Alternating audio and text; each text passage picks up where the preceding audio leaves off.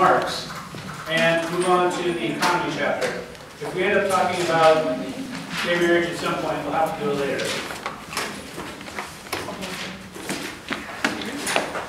You know, it would actually be fun to do a data thing on this. Well, you can do ping pong. You can do a data thing on this with Google Docs and pull in, and then you can cross tab who is strong pro and who is strong anti, right? And who didn't care at all. You would get some good stuff. Oh, I forgot what I was doing here. See? Stop distracting me.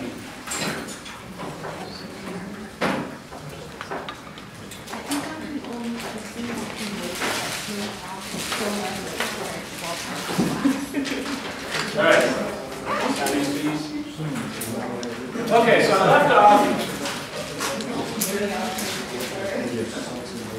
left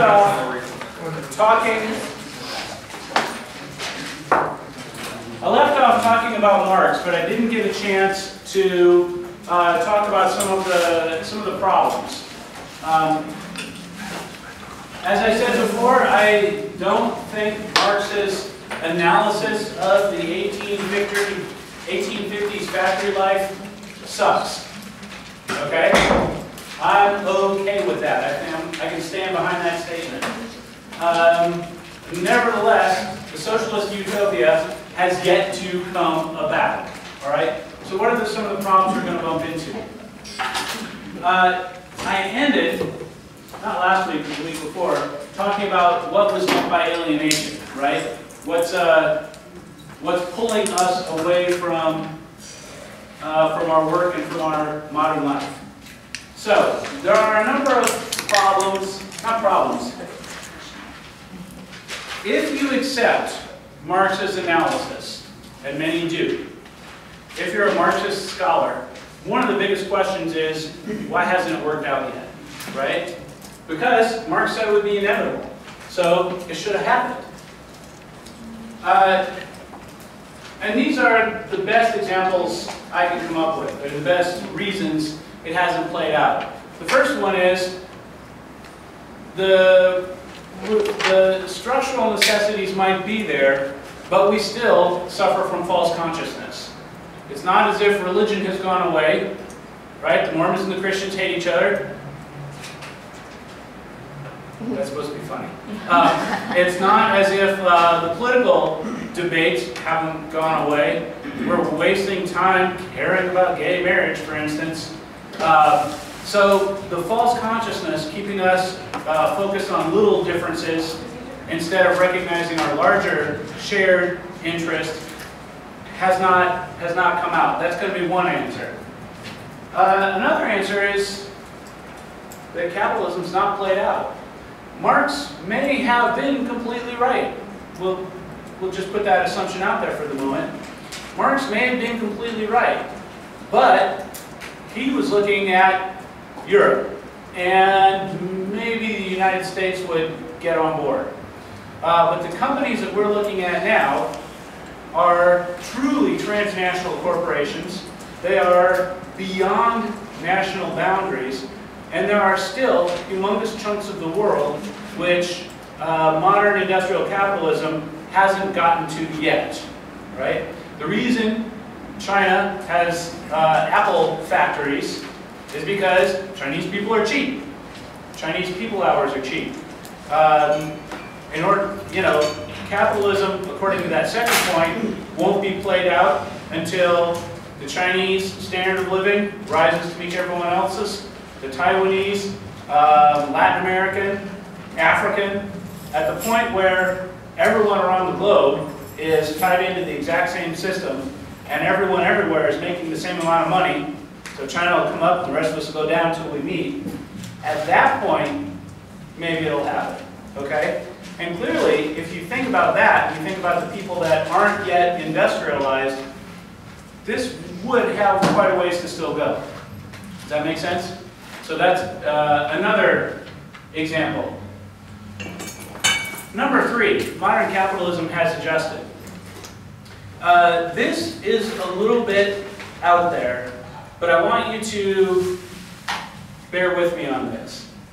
So, Marx is looking at the 1850s factory system. He's seeing that workers sell their time, an hour at a time, their lives. He sees that the owners have tremendous leverage because of their ownership status. And he thought that's where the revolution was going to come from. Okay. The working class is very clearly disenfranchised with respect to the owners. That's fine. All right. I have, not a 401k, but what professors have, the TIA Craft version. And there's a wee little bit of money in there. That company takes that money and buys stocks for all sorts of companies all around the world, right? They manage it for me. Ha. But anyway, right? So that investment portfolio, it sounds much fancier than it is. That investment portfolio contains slices of the brand names all of us are using here today, right? And the Republicans would like to see all of us have personal retirement accounts where we park our money in the stock market like this, right? This is, everybody recognizes this. Well, if the entire middle class has all of their life's savings tied up in the companies that make the things we use and wear and consume, is that not something like community ownership of the means of production? It's not the government owning the factories in the company's name. It's, I own a tiny little slice of Coke, as do you. And I own a tiny little slice of Samsung, as do you. So that when these companies make money, a little bit of it, a penny, goes into my account, and a penny goes into your account, right? All the way through the system. You won't hear many Marxist scholars making this argument, but given what I laid out at the beginning, Marx sees these systems with their internal contradictions, the internal contradictions eventually being what causes the problems. If he was right that that gap between who creates wealth and who profits from wealth is correct, and if that gap is truly a fundamental problem, then community ownership of these things might be a way to caulk up that hole in the base. Does that make sense? Now, this is out there, but I want to float it just as an idea. Because the flip side of that is there's no way Marx would have seen what a modern Samsung would or could do. There's no way Marx could have imagined the capital that can be aggregated when all of the middle class of the United States and Europe and Latin America and Canada and Asia owns the slices of these stocks, right? Marx is thinking of families and partnerships. He's not thinking of a modern publicly traded corporation whose net values are on the order of billions and billions and billions and billions of dollars. So they're good at raising capital that way, but notice, who are they raising that capital from? Who actually owns that capital? Well, the hedge funds, the investment accounts, the 401ks, right? It's an interesting way to slice it out. Again, I'm not 100% sure that any Marxists would agree with me, but I wanted to put that there. Here's the next bit. And I started to put this on the board last time. I feel pretty safe saying that there are at least a handful of incorrect assumptions, or at least problems that we need to address for thinking about Marx. The first and perhaps largest is the assumption that people are going to work for the common good. You will recognize someone employing, thinking at least a little bit Marx related when they say, well, if we all, right? If we all didn't rush away to the farthest suburbs with the best schools, then the schools in town would be better. Well, that's true, but I'm going to do the best I can for my kids, so suck it. If we all would, I don't know if we all, but that whole if we all comes into a sense of,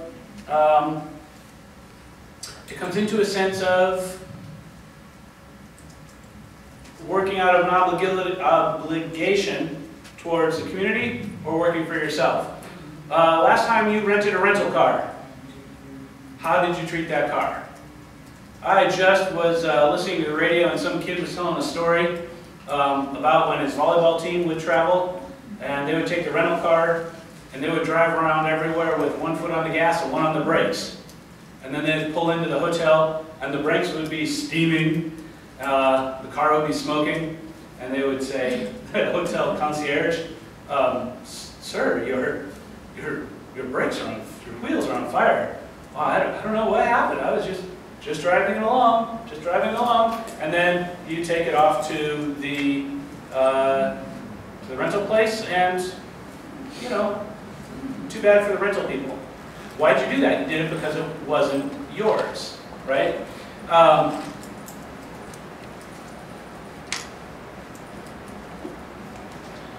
think I told you there's a guy that parks a $90,000 Beamer at the front entrance to my apartment.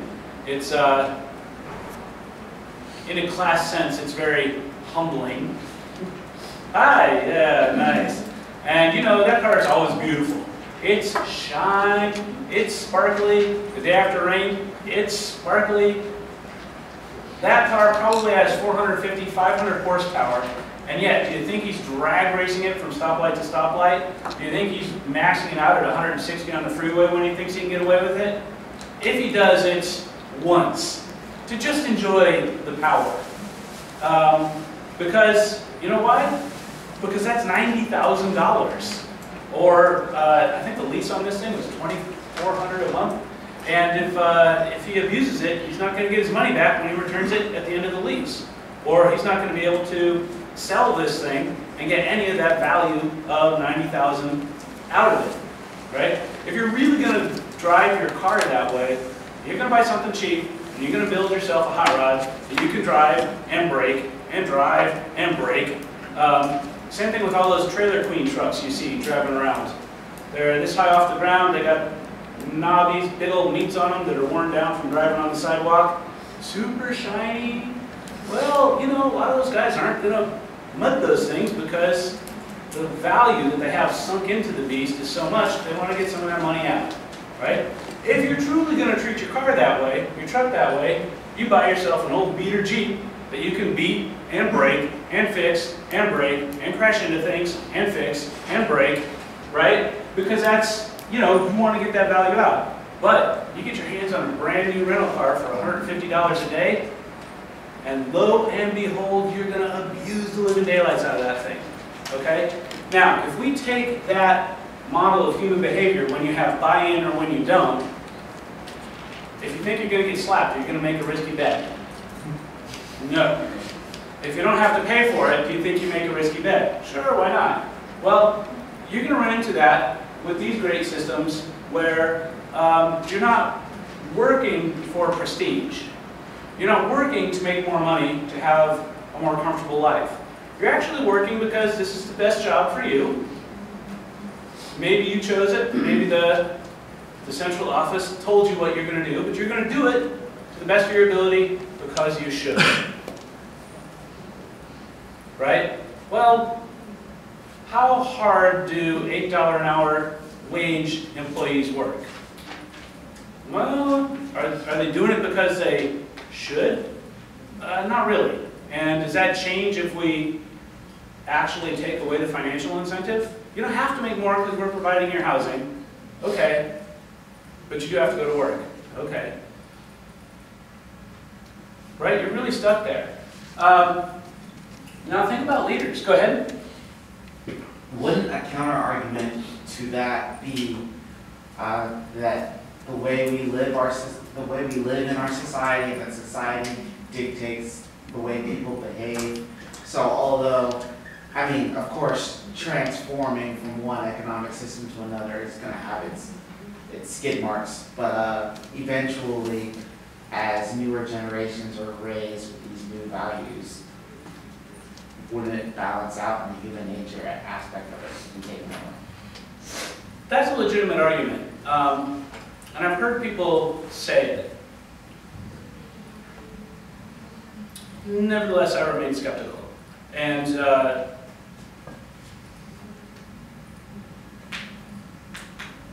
notice there's like 2 or 3 things that have to happen to get to that place. We've got to have the revolution.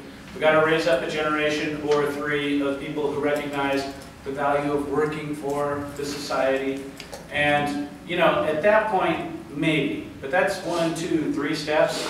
And that actually, you know, the point from the Yoda slide, hard to see the future is.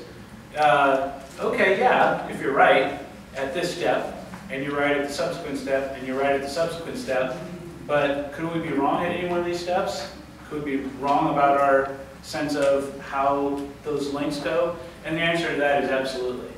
I like the leader one, though, because it's even more important for the leaders. If you're going to have a hard time finding people who are willing to take their $8 an hour job and attack it because they ought to, and not because they're actually going to benefit from it, what do we do with leaders? So it's one thing to say, this is our family, there's you, me, and 2 kids, and the 4 of us are going to make decisions together, the 4 of us are going to own things together. Okay, well, when mom or dad makes a decision, probably, unless you have a truly dysfunctional family, probably the good of the family is what's on their mind, hopefully, right? When you're running an industrial society of, we have 300 million, when you're running an industrial society of 300 million, and someone in the government makes a decision, they don't have to look at the person who that decision is going to affect, right? And they have to be trusted to not act in their own self-interest to the detriment of the group that they're working for. Does that make sense? So, the old-time philosophers would talk about the idea of having a philosopher king. The idea being that, you know, people who strive for power, politicians, are inherently untrustworthy, and the smart people who don't care about power see the picture better and can maybe make good decisions, but they don't care. So here's the people that could make the good decisions. Here are the people who quest for power. So the idea was we should make philosophers be kings. I'm not sure that's a good idea, but the fact that the old-time scholars from 2,000 years ago were talking about this represents the fact that we recognize those seeking power don't necessarily work in our best interests. And yet, the system that this guy is putting forward absolutely requires that they don't work in their own self-interest, that they work for the rest of us. And quite frankly, the history just does not bear that out.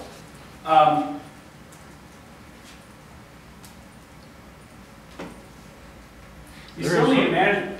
Go ahead. There is some of that in our society. I got a group of folks who work for me that work for a little more than $8 an hour, but not that much, compared to they can make twice as much working on the base.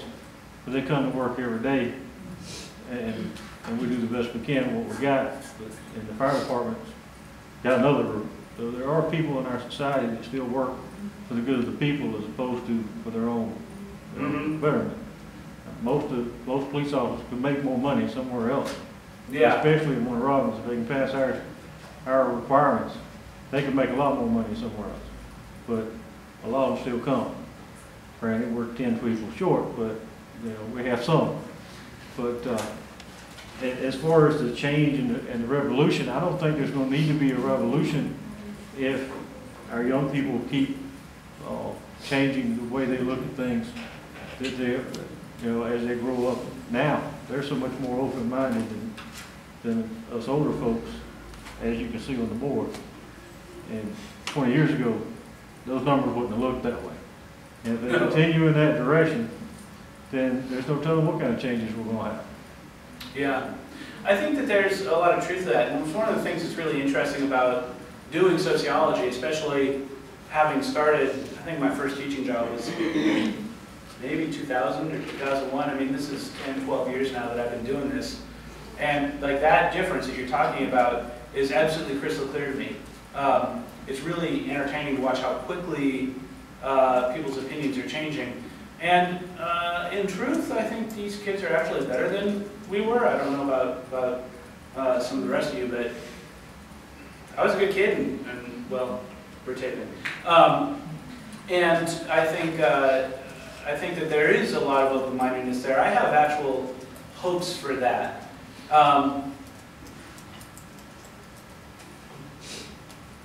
But I like what you're saying, because I think that there's kind of a key point in this. It's not as if there aren't plenty of places in our society where one of the things that'll drive you to work is your heart. You want to do it because you love the job, you like the people you're working with. You know, yeah, you can make more money elsewhere, right? And that's great, and that really helps the fields that those people are in, because they get higher quality people than they really can't afford, and we all benefit from that. That's awesome. The difference between what you're bringing up here and these guys is, in this system, everybody has to work for the larger good. If you're a secretary somewhere, you're not doing it for the money, you're doing it for the larger good. And that's really different than being a firefighter in a free market system like ours, where part of what you're taking from it is, like in a sense, part of your pay, your remuneration is how the job makes you feel, or the sense that you're helping people. Does that make sense? Is that a fair thing to say? Go ahead. I will also say that, like, being with the, I'm not with it, but I'm saying, I would do to say that the mentality of someone who wants to be a firefighter or an ambulance driver or somewhere in that field, you know, they're not making that much money, but they're doing it because they want to help people. I mean, but like, let's say a different job in a different setting. Okay, let's just say you work in Kroger, for instance. Mm-hmm. I'm not even making $8 an hour. Oh, this person is not making $8 an hour. This person's not making $8 an hour. I guarantee you they don't go to work for the common good, because I don't go to work for the common good. I go to work because that's the job I have. Mm-hmm. Yeah, and that's fine in our system. And in fact, I think there's a creepy trick about our system that many of you already recognize, and that is that it takes human weakness and turns it into a good. There's no other way around that. You can choose to serve the public at Kroger for $7.50 an hour, and that can be part of what you do, right? Makes me feel good about myself. I'm feeding the masses. That's entirely doable. But so we assume that in pursuing your best interest, wherever you are, what you like to do, and doing it as well as you can so that you can make as much profit as you can in that, our system assumes that in pursuing that self-interest, everybody is better off, okay? Now, if we take the Kroger person, for example, granted, $7.50 an hour, my first grocery job was $3 1/4. When you start bagging groceries, you're not serving the people. But if you have the gumption to do that job well, and the ambition to move up as you're going through school, to the point where you're the GM of a whole store, somebody with less ambition, or who is happy making whatever, if they don't advance, and our hypothetical case does, then that store is going to be working better than if somebody somewhere else up in DC picked who's going to get promoted. Because you know and I know that they'll be honest for about 10 minutes and then they're going to promote their friends. Because that's the way the world works, right? In our world, as much as it's uncool to promote your friends, if your friend got you a job somewhere, you're probably going to be pretty careful about not trashing your friend's name amongst his clients, right? Or his bosses. So even that nepotism might be enough to keep you working and doing better. And this is going to be true no matter what you do. It might be that getting paid a little bit less and having heart is what we need in some of the human services like fire and police. But when it comes to managing finance on Wall Street, we want people who want to know how to follow the law and make absolutely as much money as possible. Because let's face it, if AT&T, and I have no idea what their market cap is, but we're talking about billions of dollars a year in revenue. If AT&T can shave 0.5% on something, that's a tremendous amount of money. And it's entirely driven by some hedge fund guy, the people we love to hate in the middle of this recession, some hedge fund guy aiming for his $10 million a year bonus, right? We would call him greedy, we would call him materialistic, we would call him shallow, and we'd be right. And yet, by making sure that his company is as efficient as possible, right, he's actually helping all of us. And that matters from the grocery to the hedge fund manager on Wall Street. In our system, it's okay to be greedy. It's actually good to be greedy. In this system, if somebody's greedy, then you're immediately into corruption. Because by definition, to be greedy is to be corrupted. In our system, you can be greedy and be honest, and then you can be greedy and be corrupt, and we got to find the people that are breaking the rules and stop that. Keep the greed on the honest playing game, on the honest playing field.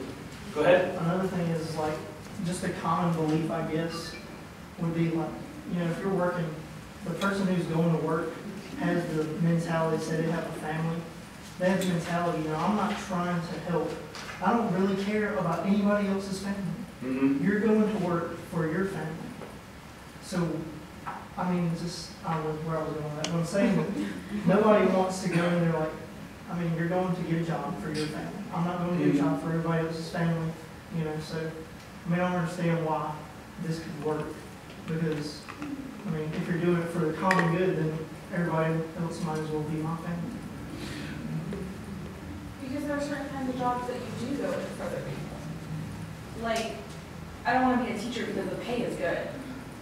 Okay. I want to be a teacher because I want to help, you know, kids overseas when I can go do that. That's great, but I mean, I'm saying your spouse better make a good chunk of change, and you better believe that they want that. Well, and and that's the teacher, you better hope to God that their husband or wife is making big money. But I know that's- people who both are teachers and they don't do it for the money. Not everybody needs a lot of money. There's ways you can live without tons of money. true, but you got to have some. This coming from the son of the police, you know. But you got to have some. And They gotta make more than me, there's no doubt. more than me, I'm doing okay. It helps to have one with more money and one with less. You can get by on 2 teacher salaries, but you got to be careful. You can get by on 2. You can go broke on 2 executive salaries if you're not careful. So there's a lot of that that plays in. But the thing is I think this is exactly what we were just saying, right? There are room for jobs that serve the common good in our system. That hasn't changed at all. What does change is those who are greedy or chasing power, and that sounds like an obnoxious way to put it. I'm not judging, but these are the terms we would use. In our system, a person who's chasing power is going to try to go into politics and get elected. In this system, a person who's chasing power has to curry favor, has to do everything the same way, except when they get their hands on the levers, there's more room to cause trouble, right? This system assumes everybody's going to work for the common good. Our system assumes some people are, and that's good. That's good. Not everybody has to. And you know what? You don't want the Wall Street hedge fund manager working because it's fun and he sort of likes it. That guy has to be driven by money. He must be driven by money, or he's not going to do the job well. Does that make sense? Jamie, your hand was up? So, was he for like a one world economy? I think he wouldn't have minded. What? This is before the UN conspiracy theories got started, I think he probably thought it was inevitable. That's my guess, because he very much saw that capital was beginning to go outside of national boundaries. He very much thought that labor had to go international in order to be able to create that bargaining chip back. Does that make sense? So a labor union, if we got a labor union in, what county is this? Houston County. The company, Middle Georgia State College, says, that's fine, we'll build over in Fort Valley. Then anything that the labor union may have done would have been set down. So he would have been pushed back. So he very much recognized that in order to achieve his goals, labor had to get international. Now, if you follow that through logically, and he wasn't a dumbass, if you follow that through logically, at some point, yeah, it's going to be global. Whether he would have framed it in the one world government that you guys are familiar with from contemporary discussions, I kind of don't think so. I kind of think he was thinking of its own thing. Does that help? He's like anti-leader, right? Well, that's the problem we run into. That's why I have this up here. He's anti-class differences. We're all equal. But you're not going to run a factory that's been taken over from the capitalists. You're not going to run a government of a nation of 100 million people without, right, a management class. Somebody knows how to run that factory, and it's not me. So that person has to be encouraged to stay on in that job. Well, we can't pay them. We've got to find a different way to encourage them, right? Similarly, somebody's going to have to go into the government, because there's no way you're going to govern 100 million people without a government class. So immediately run into the problem that we're all equal. There aren't class differences, but there are a group of people who actually have very important jobs. And in an environment where there aren't really pay differences, and there aren't technically other differences, who's going to end up with the limo and the chauffeur? Who's going to end up with, the special perks that come from the inside? And the answer is it's going to end up being those people in the government. If not to entice them to a harder, more demanding job, then because they get in there and act like self-interested people, oh look, we're having a distribution of cars. I'll put myself at the front of the line and take the first one. Hey, oh look, the ammo truck is coming on Thursday. I'm going to put myself in line, I'm going to give you a big bucket. Everyone else can be stuck behind one little box, right? All the way down the line. Go ahead. So first I would like to see if this is correct. An accurate argument from the liberal side, I guess, or this side, would it be that a doctor and a fireman or a EMT should make different amounts because they both do the same thing, they're both saving lives? Is that their argument? It goes even further than that. In a Marxist world, the brain surgeon and the janitor are not going to make different kinds of money. So the brain surgeon should just go to school for 100 years while the janitor doesn't do crap but play basketball? Now keep in mind, wouldn't the government pay for the education of the brain surgeon, and thereby he's not cleaning out toilets? Yeah. For a living. So, and in that response, and even in a communist country, there are some, people that's making more, that they have better things than others. I mean, obviously the ones with the more important jobs are treated differently than the ones with the less, but it's more evenly distributed than what we are. Right, and that's actually, you nailed it. So on paper, they will look like they make the same amount of money. When the rubber meets the road, the brain surgeon, the mayor, the guy running the factory, they're going to have the nicer apartments in the nicer, newer buildings, even though on paper they're all $100,000 apartments. Does that make sense? They'll have the nicer cars, even though on paper they're all the brand new, they're all the Ladas from the factory. That said, if you believe any of the shtick I just said, if what we're trying to avoid is alienated labor, do you think a brain surgeon loves brains? And the answer to that is probably, right? So if you loved the brain and you loved being a surgeon, it wouldn't take a salary of $500,000 a year to get you to actually do it. Yeah, the school is frustrating, but the country will pay and you're not scrubbing toilets in the meantime, right? You just don't necessarily have as much say as you do here. There's nothing to keep you, Jamie, from being a brain surgeon. I don't know if you should be taking sociology classes, but if you want to be a brain surgeon, you can go out and take the student loans. You can take that risk.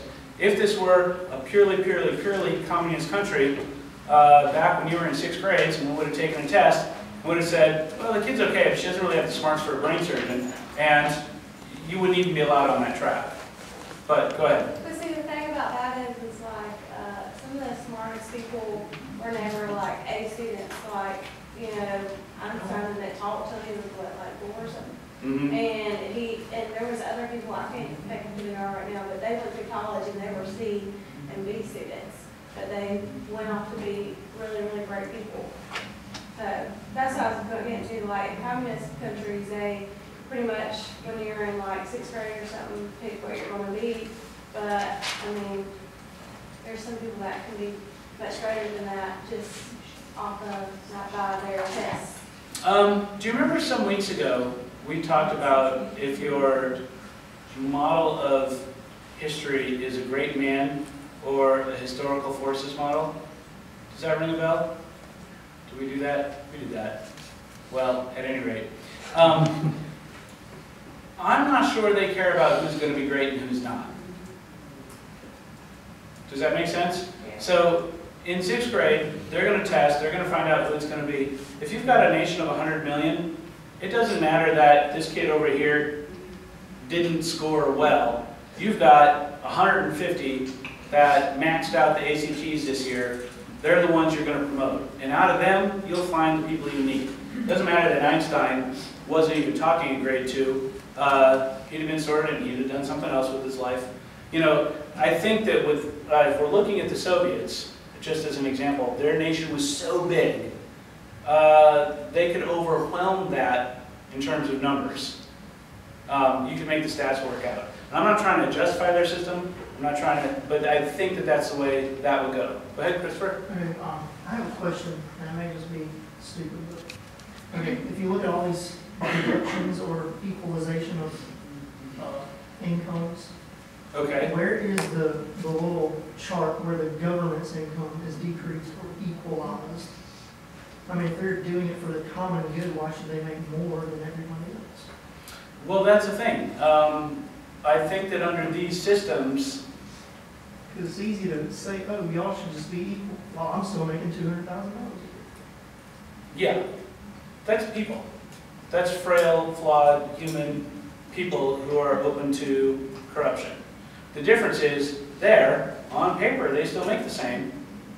Or if they do, it's going to be very carefully justified, but they live much better lives.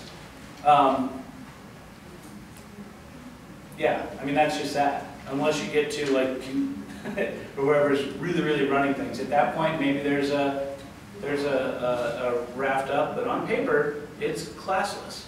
And it's hard to wrap our minds around because ours doesn't work that way. Ours is actually fairly finely grained.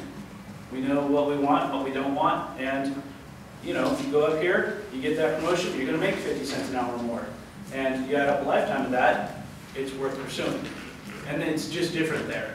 I initially thought you were asking a different question about government revenue in general, and that's a whole different question.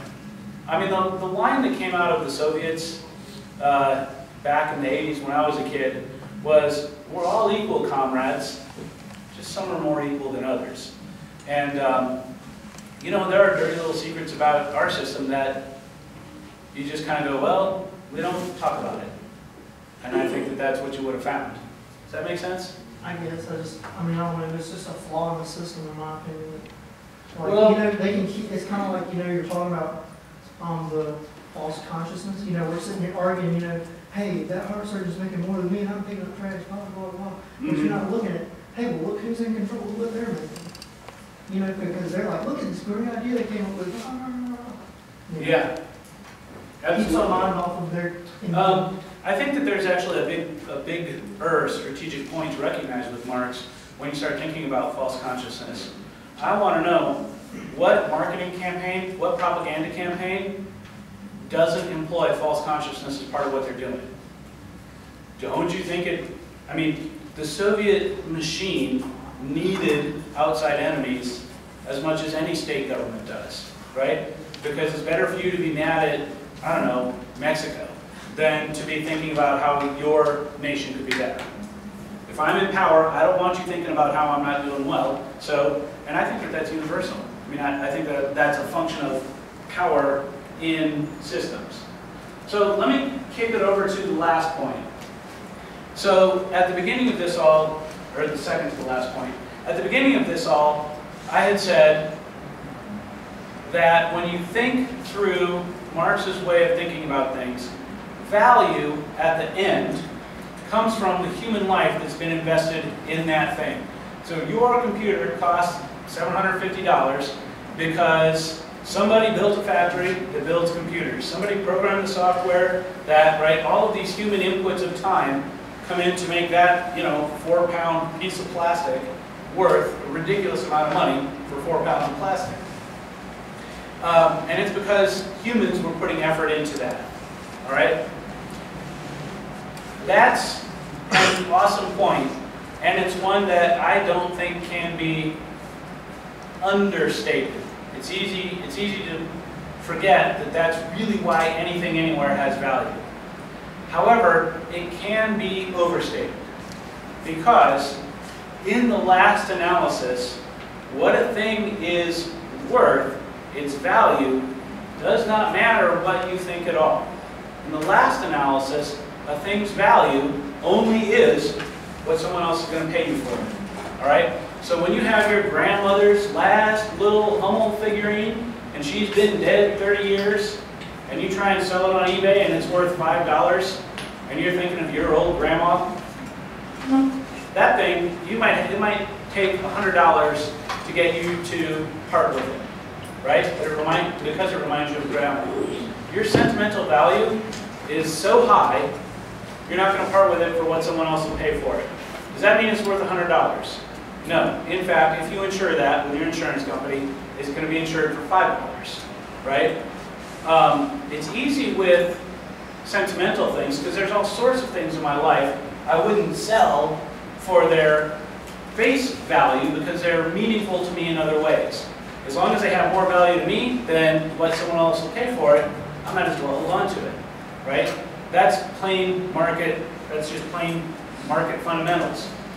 When we apply this, however, to making things, if I want to sell a product, and it doesn't matter what that product is, but if I want to sell a product, I have to, A, factor in how much the stuff's going to cost me, how much time I'm going to have to put into it, how much, you know, I guess what else is it? There's stuff and time and marketing. But at some point, my time and the marketing and the stuff has a value. That's only a beginning for how you're going to price this thing. What really matters is if someone else is willing to pay for it. If someone else is willing to pay more, then I don't price here, I price here. And take as much as I can, right? If they're willing to pay that, I deserve that profit. Here's the other problem though. If it's a useful thing, and I think the world needs it, and I persist in making it, but the world only wants to pay this for it, then every single one of those things I build, I'm actually losing money, okay?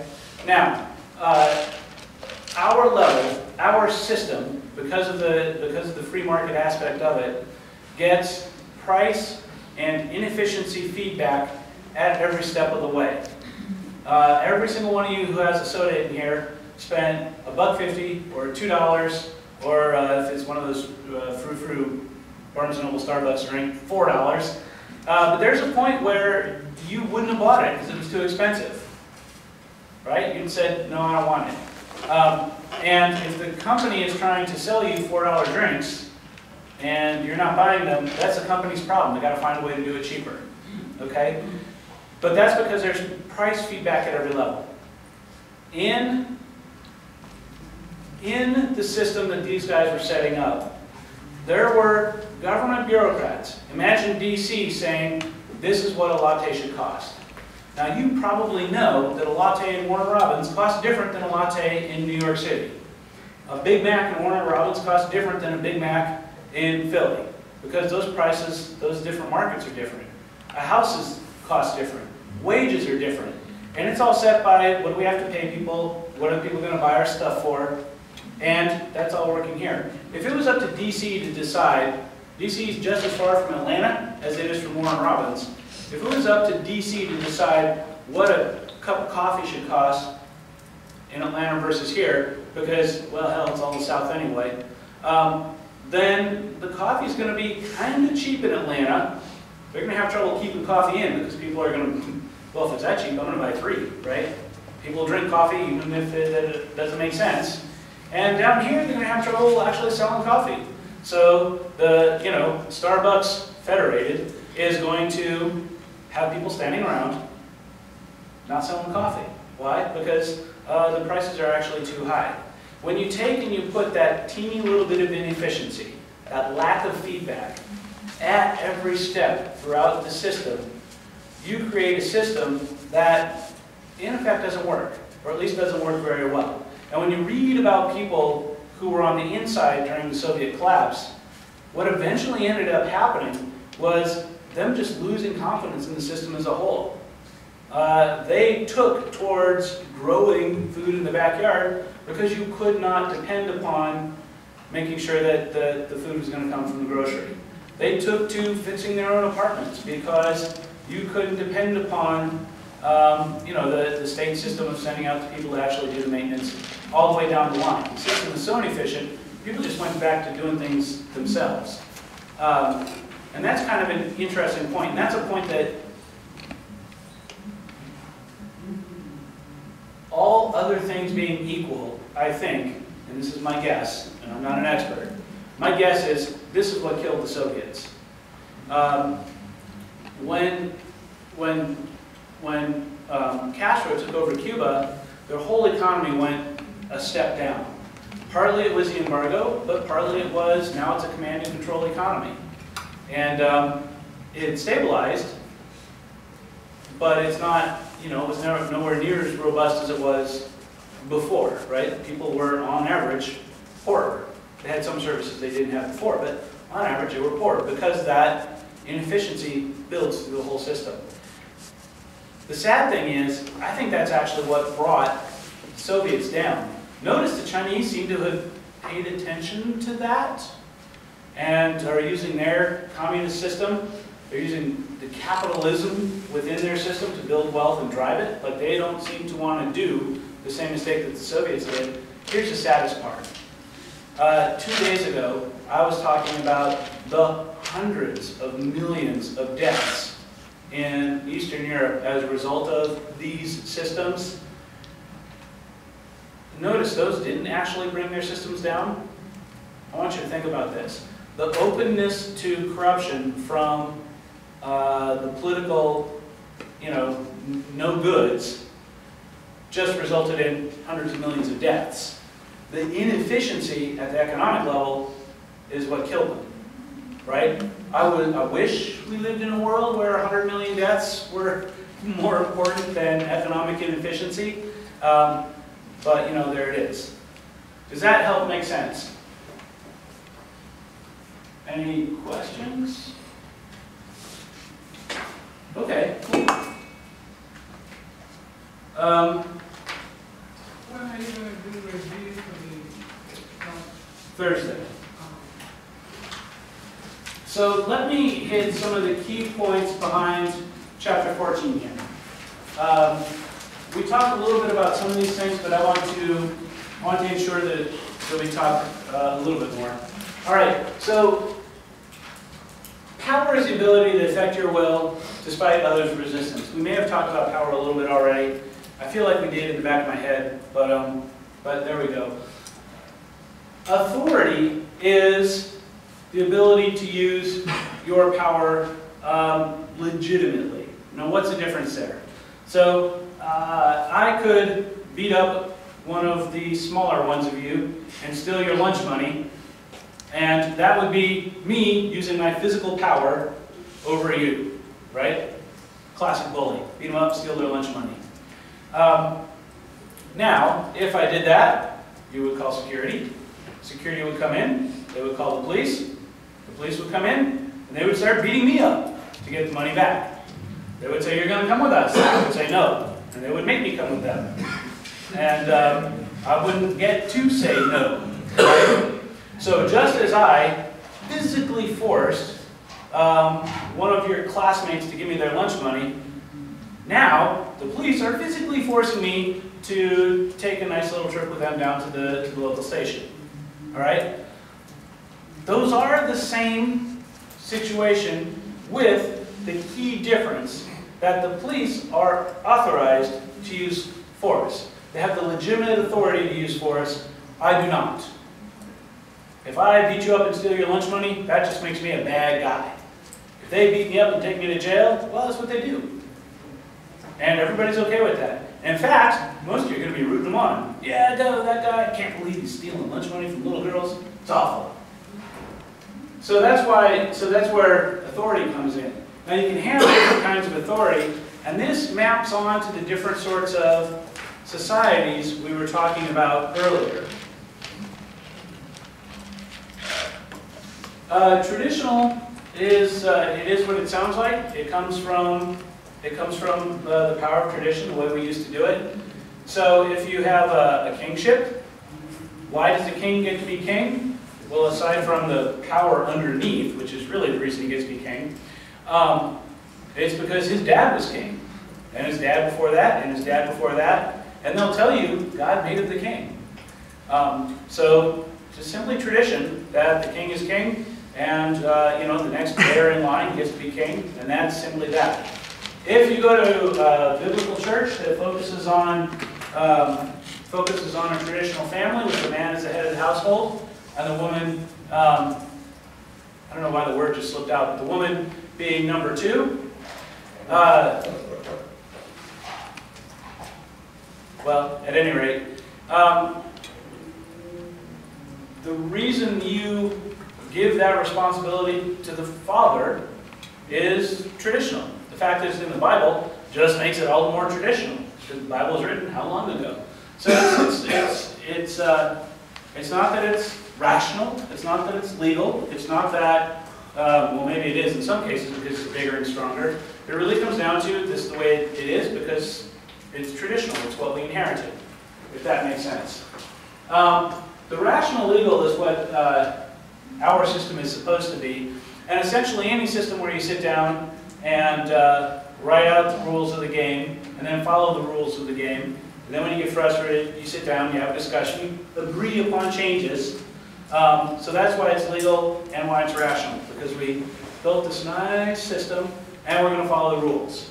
And if we don't like the rules, we'll sit down and we'll change them. We don't just up and ignore them, right? We don't just say, okay, well, I don't really like how the Obama and Romney election went, so maybe we should just give Romney a fleet of Toyota pickups with 50 mil guns on the back.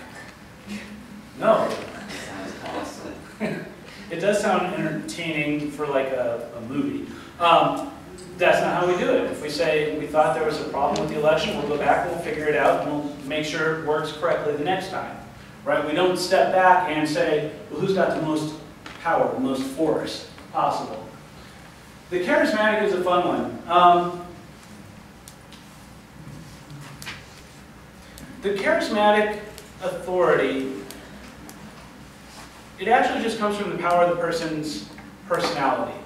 People who are charismatic have a way of getting others to follow them, to get on board. And, a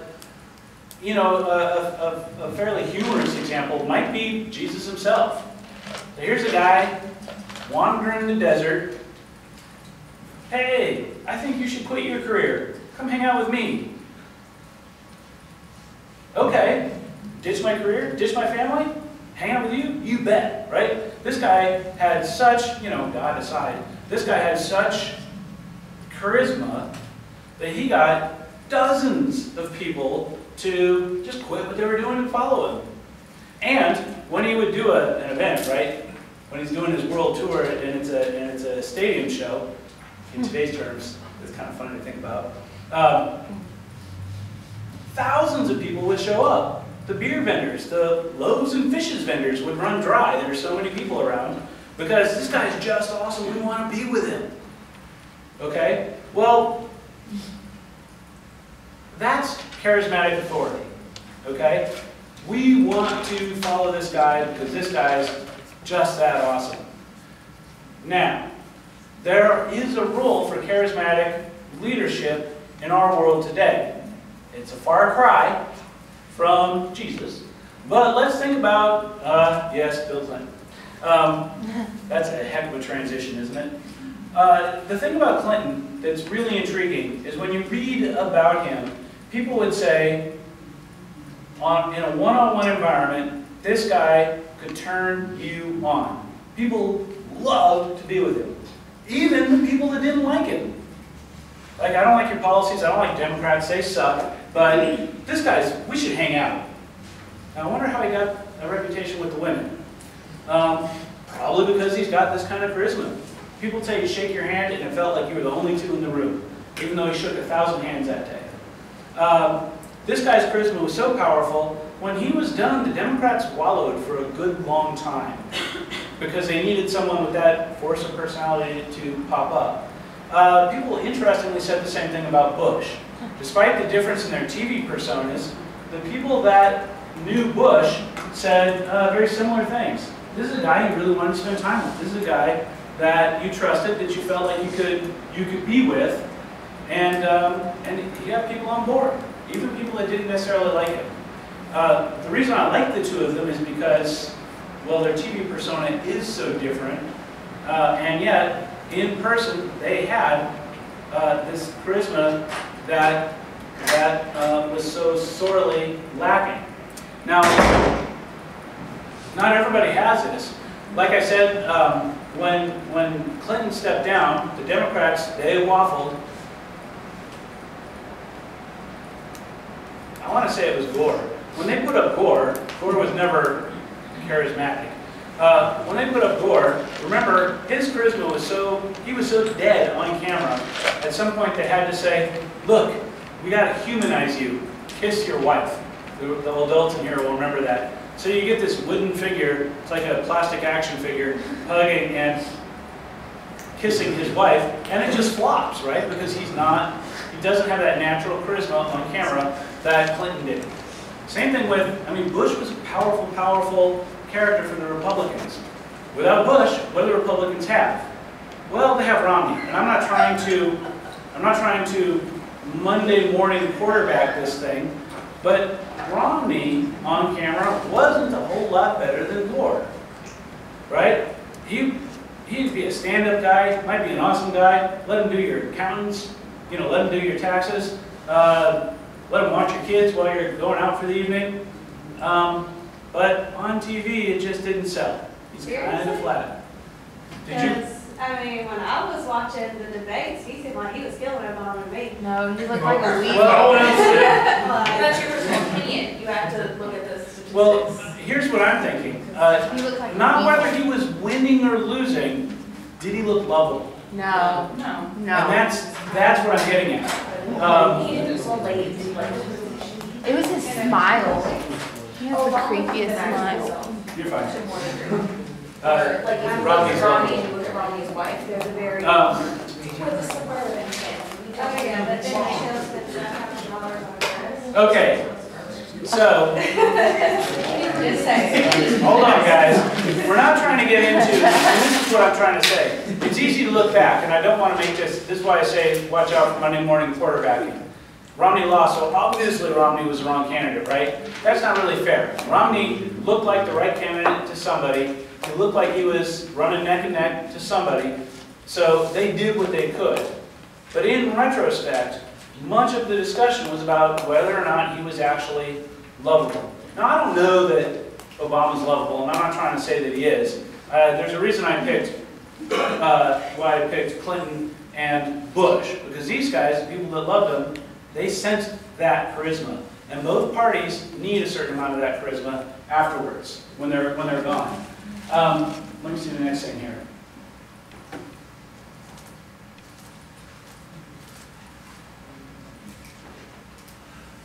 So, you can actually see this. The reason I use the Jesus example is because after Jesus died, he ran into a problem that any charismatic leader of any charismatic organization runs into, and that is when the person who drives the organization is gone, what happens? And when you look at the Gospels, along comes Peter, right? And where Jesus is, don't worry about the rules, it's just all love one another. Come be with me, right? The Pharisees, they were all about rules. He didn't like them. At least that was my take on it. Along comes Peter. You know what, Peter? Peter likes rules. This is the way it's going to be, Jesus said, and so you got to, and we have to. That's not an accident, right? And there's a reason it exists in the historical literature here like this, because you got to have, when you've got someone who's got the charisma to get something started, if that thing is going to last, you need a formal organization that's going to last even when that charismatic leader is gone. This is going to sound crazy, but I would ask you to think about the difference between a big, formal company and an entrepreneurship. When you think about an entrepreneur, often you've got a person who's got a suite of skills. They can market themselves, they can bring in clients, which is the same thing. They can get employees on board, they can get vendors on board. And why? Because they are charismatic. Like, just because they are them, you trust them. So a client, these people have to be able to talk clients into trusting them and out of thousands and thousands and thousands of dollars. They have to talk their employees into trusting them, taking a big risk on their career, because this could fail in a month, and having these employees who, if you're going to start with these guys, you want good employees, so they're not lowlifes off the street. They're actually people who are good at what they're going to do. You want them to be able to take a risk on you. That takes that charismatic leadership. So when somebody starts a company, and they are a charismatic leader, and often they are, things will go great, and the company will move along fine. But you very, very quickly meet a higher cap, right? I don't know what that number is. It depends on what the company is and how you're actually doing it. But at some point, 25 or 30 people, just being the charismatic you are isn't actually enough. At some point, you really start needing people who are separate accountants and separate secretaries and separate administrative tasks, right? And the reason that it's exactly the same transition. As long as it's just you, then the charisma works. As long as it's you and 5 or 6 people, the charisma works. You can hold it together. By the time you pass 200 employees, you've got to have a structure. And that structure has to be formalized. You've got to have a consistent income stream. You've got to make sure you're hitting all of the important tax laws and local laws, because you screw up any of those and you're out of luck. And the thing is, just being lovable isn't the whole story. So the point that I'm trying to get here is you actually need both, right? If you're going to start something, you need, it really is good to have someone who has that power of personality, okay? But you're not going to grow long-term or very large if you don't have some sense of that formal structure and organization. I use the political parties because in between Clinton and Obama, the Democratic Party did just fine. It took Obama to get them back into the White House again, but the party didn't go away. Clinton and Obama wouldn't have had a run at anything without the party. And it's the same thing with the Republicans. They're going to do fine until they find the person they need, that can actually unseat whatever Democrat's in. A charismatic person without the party isn't going to go anywhere. The party without a charismatic person isn't competitive against the other party. You really actually need both, okay? So, now, pluralist theory and elite theory. The book phrases these as a conflict and functionalist sorts of theories, and that works out well. The elite theory, look at how closely that matches what we learned about C. Wright Mills and the power elite several weeks ago. So the essential point behind elite theory is that the elites have power and they work to maintain that power. All right? The best example of this, to go back to previous elections, my favorite was Kerry, right? Kerry and Bush, when the two of them were both a member of the same fraternity, the same college. I didn't go to Yale. I'm probably not going to be president. That's going to be the long and the short of elite theory. These guys did go to Yale. They belong to the same fraternity. So they're drawn from the elite to begin with. Furthermore, if we go a little bit deeper into the Bush, just the Bushes, we find that this is not, you know, despite the cowboy hat and the pickup truck, this is not some kid from a ranch in Texas.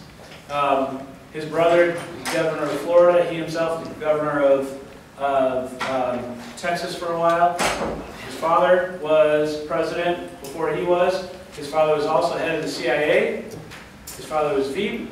We go a little bit deeper and we find that this family's money is New England money tied in with some of the oil boom money, and this family's wealth and power go back generations, okay? So of course these are, elite theory is going to say, of course these are the people who are going to vie for power and political control, all right? With the Democrats, just so you don't think I'm picking on Republicans, and my favorite example is and always will be the Kennedys. We love the Kennedys, right? Of course, the 60s was a little bit hard on the Kennedys. But here's a family that goes back several generations, very, very well connected politically, very, very well-to-do. And even though the 60s was, in all fairness, a little bit ugly, Teddy Kennedy maintained his position where? Yeah, in the same corner of the world. Cambridge, Boston. Okay, so they're coming from the same corner of the world. They're coming from the same amount of money. Their families are connected politically. Of course, these are the guys who end up running things. That's going to be the elite theory. The pluralist theory is going to say, if we take, the pluralist theory is going to say, if you take, and let's just, if you take the groups, the parties separately, if you take the Republican Party, or the Democrat, let's use the Democrats. If you take the Democratic Party, in that party, you're going to have the feminists, and you're going to have the environmentalists, and you're going to have the minority vote, you're going to have labor, all right? Now, none of these people really agree on what they need. The environmentalists would like to see industrial activity slow down, and would like to see regulation on business so that the environment's better. The feminists would like to see more equality. Well, you're going to have a hard time doing equality if you're actually slowing down the economy. Best way to do equality is to grow the economy. These guys don't have shared interests. Same thing with labor. Labor is going to want to see an increased economy. Labor and the Greens don't necessarily agree with each other. Minority vote. These guys probably want some sort of representation. Whether or not they agree or disagree with labor is going to be a very prickly relationship. So the Democrats, in order to keep a viable voting bloc together, have to make sure that they maintain all of these guys, right? So they can't do anything too radical or they'll lose one of these constituents. And if they lose one of these constituents, and the Republicans are happy to pick up any constituent bloc that the Democrats lose, if they lose any of these constituents, they're not going to win. So this pluralist theory keeps our groups from heading off in completely random directions. They keep it fairly tight, they keep them both fairly near the middle, because any one of these groups has veto power. Does that make sense? Now, as far as the text is going to be concerned, the pluralist is going to be the functionalist one, right? Because the point is, how do things work well together? And the elite is going to be the conflict one. How do the powerful and well-connected seek to maintain and exploit that? As with many things with these two theories, there are elements of both that are true. And it would be foolish to think that the path to political power and the presidency is not much improved by being a member of the elite. Right? I think that's not really a controversial thing to say. Not only that, the elite aren't necessarily special.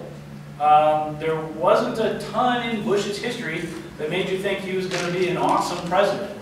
The fellow had a couple of rough years, but he pulled it together and he did a fine job. But even the argument that, well, they're the elite, so they're going to have more resources and be better at it, even that gets to be a little bit shaky. But the pluralist one is true too. What's nice about our system, and this actually ends up being a little bit political, but I feel like I can say this. What's nice about our system is that it is slow. It is conservative, right? So the pluralist theory, notice the Greens can't actually do too much on their own. The feminists can't actually do too much on their own. Monsanto, honestly, can't do that much on its own because there's so many other groups involved here. Now, if we take this back and compare it to the comments examples that I mentioned before, as aggravating as it is when our politicians bicker and can't get things done, notice that the inability to get things done not only hobbles those who plan to use their power for good, it also hobbles those who would use the system for ill, right? It may entirely be the case that if Chairman Mao got elected as a Democrat, he would have 4 years and be out. And if he did a good job, he would have 8 years and be out, right? If Hitler was elected as a Republican, he would have 4 years and he'd be out. Just like all of our much less offensive Republicans and Democrats. It's aggravating when it's what you care about and you want to see proactive action. It's important to recognize that the inability to do proactive action on what you want is similarly linked to others not being able to take proactive action on the things you really, really disagree with. That's a feature, not a bug, of the system. All right, comments, question, reaction, rebuttal? Super. Hope you had fun. Thanks. Okay. Sure.